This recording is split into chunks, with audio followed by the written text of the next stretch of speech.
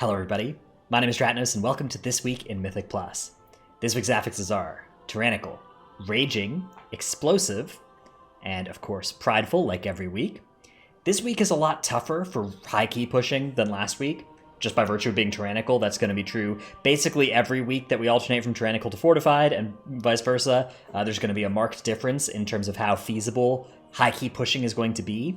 And on weeks that are Tyrannical weeks, that's when a lot of the high key pushers are going to be taking time to do their Torghasts or their RBGs or whatever instead, and mostly staying out of pushing keys because it's not really feasible to complete those 22, 21 keys that you were seeing last week on this week. If you're somebody who's instead just trying to do weekly 14, weekly 15, this week should still be doable, particularly with the nerfed explosive. They should be fairly easy to kill, even among groups that don't include a lot of melee DPS, a lot of stuff like Rogue that can kill explosives really well. Even if you just got somebody who can dump one ability into them, that should be enough. So that's a nice change for explosive compared to how it functioned for most of BFA, where it was a pretty rough affix. You should still be careful with pulling super big this week, and you can still get overwhelmed by the affix, particularly as your tank starts to need to kite. That's when explosive can start to be a real problem because your tank is a good orb killer, and they're now out of commission doing that. And the orbs are starting to get spread out across, the casters in the back and the melee mobs that are chasing your tank. And you can get one through by surprise. That can be a big problem, especially here early in the expansion, where the group taking a big hit of damage can be a lot more lethal than at the end of an expansion. So bear that in mind with explosive. Raging, also tough. Rogues can now deal with it with Shiv this expansion, so compared to BFA, that's a nice increase in their utility. Some would argue that Rogues already had quite a bit of utility, but be that as it may, they can now deal with that as well, as can Hunters, as can Druids. All three of those classes fairly easy to find in the group finder if you're looking for DPS for a key anyway, so do pick one of those up for this week. Generally, if you're looking to do a key where really in the 15-ish range or higher, those mobs can start getting pretty one-shotty. A lot of mobs can during that enrage time. If you're trying to do... I'll point out which specific dungeons and which specific mobs are most relevant for it, but there are certainly some of them this expansion where it can get really, really, really nasty if you're not careful. So we'll talk about that in a bit. But yeah, I guess it's time to go dungeon by dungeon. Let's go dungeon by dungeon. Start off with the other side here. Of course, my routes, if you want to lift these for yourself, as of every week, they're available at Raider.io. There will be a link in the description below. The Raider.io weekly route series that I do. There's 2 routes for each dungeon, one with skips and one without. And you can use that. It's not really a indicator so much of like the difficulty of the route, although sometimes I do put a couple more big pulls into the routes with skips than the ones without. But it's mostly just about, do you want to, coordinate everybody using an invis pot to get slightly better pulls or not. So the other side strategy, basically the same thing that you're going to want to do every week. You come down, clear trash through to here, then do a U-turn and go to Hakar. Make sure you have Bloodlust for Hakar. That's really important this week because Tyrannical Hakar can take a really, really, really long time as you start getting more adds. The blood barriers start getting bigger, and it just has such a large effective health pool to burst through that you really want to make sure that A, you got a pride onto it, and B, that you have a bloodlust for it. And the reason we do this U-turn thing is so that we get a pride onto it. And you can lust, so you can lust your first pull of the dungeon, like this pull, and you'll probably have it back for Hakar. Or you can just save your lust. Particularly, one thing you could do if you wanted to do an even more complicated route than my with skips route is you can shroud through and get your 20% onto Hakar. For most groups, I'd recommend just doing the U-turn and getting the 40% pride onto Hakar. A lot of bosses in here are going to be really hard this week, though. Muezela, Mana Storms, the damage from the lightning. There's a lot of people don't know about this mechanic on Dealer Zaeva, or Zayaxa, which is Arcane Lightning, which is just this debuff that bounces between your group from the player who's affected to the closest player, and it does a lot of damage, and it makes them take more damage from it the next time.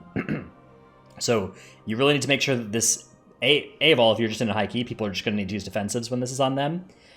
You also want to probably, if your tank, unless your tank is really weak, particularly if there's something like a DK or DH that can really easily handle the magic damage, you probably want to favor them getting like every other stack and then bouncing it to a new DPS or healer with a defensive cooldown up, and then having it just bounce back to the tank. But mostly you just want to make sure that you're not hitting the same person who isn't a tank twice, because they will die to this thing in high key. So Watch out for that mechanic, particularly as it overlaps.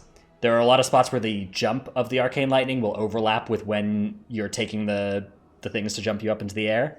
So those are particularly scary times where you need to make sure that you don't accidentally zap somebody and kill them. Your tank can just okay, look, maybe I'm a little bit privileged here because I'm playing a 225 Vengeance Demon Hunter, which is by far the best at handling this. But I can just stand on the ground and not have to go up and make sure that I'm soaking the Arcane Lightning or delivering it to the right person. But if you aren't in that position, if you're playing with something like a warrior that's getting clapped by this, or a lower item level tank, then you need to make sure that you're pre-planning who's going to which bomb. Ideally, you just want somebody calling it out, like calling out who's going to get the next Arcane Lightning and then making sure those two people are closest together. Doesn't really matter until you start getting to... On Tyrannical Week, I would say probably the 13-ish key range is when this is going to start hurting you even... Yeah, it starts even there, which is a fairly low keystone level for mechanics like this to start getting hard because it persists throughout the whole fight. Anyways, I've used up a lot of my time talking about this, but let's move on to the next dungeon. Halls of Atonement. This one on Tyrannical is a pretty great Tyrannical dungeon because of how relatively easy several of the bosses are. Don't get tricked though, because even though if you handle the mechanics well on really the first three bosses, they can be very trivial. They also can mess you up if you're not careful with the mechanics. So making sure that you're moving Halkias, ideally clear out this trash first. That's part of the reason that I like doing this pull in my routes is to make sure that you actually have like this entire area to kite through without worry of pulling an extra pack. On Tyrannical, you're going to expect to get maybe 2 or 3 Refracted Sunlight casts as the keystone level starts going up, so prepare for that. Move the boss before the Refracted Sunlight so that everybody has a nice channel through which they can move. This boss, you just got to be careful with making sure the ads don't free cast on people, and also making sure you don't kill all of them at the same time, unless people have defensives up, and you have a healer that's really on top of saving everybody's life, because that does a lot of damage. When you kill the ads, they explode for quite a bit of damage, so... do AoE crowd control them, do get them all grouped up, do kill them all fairly quickly, don't nuke them all in a big burst of AoE while your healer's like and crying for help, because that'll just kill your group. This boss, usually fairly easy. On Tyrannical, one thing to note as well is it's not a DPS check. There will be more lanterns that show up. After the 5th spirit spawns, a 5th lantern will spawn as well for you to kite it into, and that will repeat forever, so it's not a DPS check, although sometimes I've heard some reports of that being a little buggy, so that happens to you. Let's go to the next dungeon. Mr. Tirna Scithe. This is a great Tyrannical dungeon because it's only 3 bosses, and so it scales a lot less. I mean, the timer is just very favorable in here on any week. Part of the reason this key is such a high percentage of the top keys run is just that you get extra time in this dungeon relative to how much damage you have to do to get through the whole place. But this week in particular, it's especially good on Tyrannical. You got to be prepared for a really long first boss fight. This is probably the nastiest boss in here because you're going to get the Embrace Darkness and the Fear, the Repulsive Visage cast, which you can skip on Fortified Weeks fairly reliably. As you start getting to high keys on Tyrannical, this is going to be a long slog of a boss fight. So if possible, you want to try and have Pride onto that boss, which the skips route does facilitate. If you're not able to do skips, then of course you're not going to be able to have that happen. So I guess maybe you could get your 40% Pride onto it, but then you're going way over count, so don't do that. Plaguefall, very, very, very difficult Tyrannical dungeon, but not a bad one on the timer. So if you can avoid wiping to any boss, or trash pack, obviously, in this dungeon, you will time this key almost no matter what. The difficulty is that it's very easy to wipe to every single boss in this dungeon, particularly with Explosive. You know, you got to watch out for if you're rooting slimes on Dr. Ickis, Explosives spawning on them. If you're like CCing them out, Explosives can keep spawning from them as you move across the room, so watch out for that. Try not to wipe to that. There are also ads in faraway places in this boss fight, but usually they're more in your field of vision, so you should be able to see if an Explosive is spawning and stop that from killing your raid, but on this one it can often be away from you, so do look out for that. Sanguine Depths, we are looking at a dungeon that is difficult on Tyrannical, but this is probably the dungeon that will still feel the best relative to last week because it's not Sanguine anymore. It's not Quaking anymore. Raging and Explosive, there are some raging mobs that you're gonna... It's a little bit of a pain, right? A lot of times the Overseers start their Dread Binding cast at fairly low HP, and so this will overlap with their raging windows fairly naturally. That's something that you're going to want to watch out for. You can line of sight that, or you can just run away to go and break it. I use a movement ability to jump away or whatever and break the chains. So a lot of people don't know that that works against it. A lot of people just come in this dungeon and just nuke this thing down and have no idea how to handle the dread bindings and just wipe if it happens, which is a fine strategy. But if you want to avoid that happening, there's my advice. Spires of Ascension, this dungeon, so raging in here, it's not that bad, hypothetically. The challenge is going to be there are a lot of packs where if stuff goes a little bit wrong on a normal week, on a raging week, that is just going to be, it's going to be catastrophic for you. One thing you're going to want to do, so if you have Kyrian players in your group, save the spears for like these guys. Don't pull these two together unless you're in a nice low-key and know what you're doing. Honestly, I should not have these two things marked. I'm going to fix this before I upload this. Hang on. Hang on. Let's not advise people to do that this week. I'm gonna get flamed if I do that. In the raging window on these mobs, they are very scary, so watch out for that. You're gonna want to use spears on them when they're low health. If you have the Kyrian spear, so don't use it on pull. Use it once they get below 30% health, and good luck. Good luck with these mobs. At least it's tyrannical, not fortified, so they should die fairly quickly.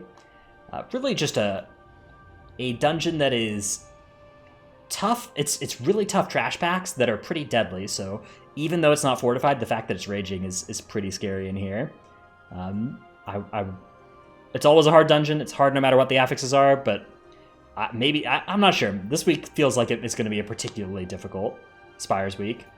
Necrotic Wake shouldn't be too bad this week. You're going to want to make sure that you have your weapons used on the bosses. This is going to be a dungeon where if you wipe to the bosses after using your weapons on them, it's going to be really unfortunate. But when you do have that pull with Prideful, with Lust, with a spear or a hammer or, Anima Orb onto a boss, it should be fairly doable still.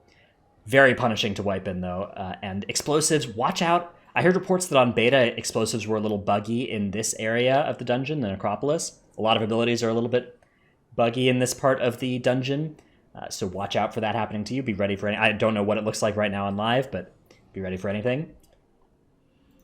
Let's move on to Theater of Pain. So Theater of Pain, I've actually done a route update, a pretty sizable one. I do look through all the routes, and I've made changes to the majority of them, actually, for every dungeon coming in here. But the biggest change to any of my routes into this week was the Theater of Pain with skips route, where now instead of doing... There's this weird double U-turn that I'm advocating to facilitate Prideful onto all three of these end wing bosses without costing you going over count. Last week's route accomplished the first of those two objectives, didn't accomplish the second of those two. But here's the sauce, here's the strategy for getting the Prideful buff onto all three of the bosses down here. You drop down, go to the Gore Chop wing, kill one trash pack, and then you go and kill Kultharok. You'll get a Pride onto this thing and onto Kultharok. Pretty nice, because this mob is pretty annoying. Obviously, it would be better if you could get it onto this 3-pack, but no big deal. That's the best we can do. Then we come back out. We kill another trash pack in the Gore Chop wing. We kill this set. Then we do another U-turn, and we go do the Zav wing. This is going to get us Pride onto Zav. And then we U-turn again. We go finish off the Gore Chop wing, and Pride onto Gore Chop is also done here. So this is my recommendation. This is what I'll be doing in this dungeon this week. You may find that it's too many U-turns for your group to understand, in which case you can just use the no skips route, which just is the tried and true strategy of going Zav, then Kultharok, and then Gore Chop, and that gets you Pride onto everything except for Kultharok. I think Pride onto Kultharok is pretty good this week. Tyrannical Kultharok, even since they've nerfed that fight several times, they've bug fixed a lot of things on that fight. It's still a pretty rough fight. There's still a lot of damage that goes out. I would recommend having the Pride for it, but it's not a big deal if unless you're doing a nice and high key. You don't really need to worry about it. So those are your options for this week. Feel free to pick whichever of those routes better suits you, or of course, feel free to make your own. Feel free to try and solve the problem of also wanting to get Pride onto this pack. It's not a big deal. You probably shouldn't prioritize that, but if you can, there's actually quite a bit of creativity in this dungeon. There's a lot of different ways you could theoretically do U-turns throughout here. Anyways, I'm rambling a little bit. That's how you know it's time for this video to end. For this week, actually, you know what? Let me take a little bit of time to talk about the YouTube channel, because I'm almost done with Sergeant Atheris progression. Once that boss dies, we're going to be doing a lot more YouTube videos, so buckle up. We'll do maybe a Vengeance Demon Hunter guide, maybe just some more M+ metagame discussion, raid boss guides, mythic raid boss guides, probably focused on the last couple, maybe focused on specifically the tank perspective. Those sorts of things are the stuff that's most likely candidates for videos I'd want to make, but let me know in the comments below, actually, or stop by my Twitch stream at twitch.tv/Ratnos. Let me know what kind of videos you'd like to see once I get some more time to make some more videos, more than just this this weekly video and the Titan Forge podcast, of course.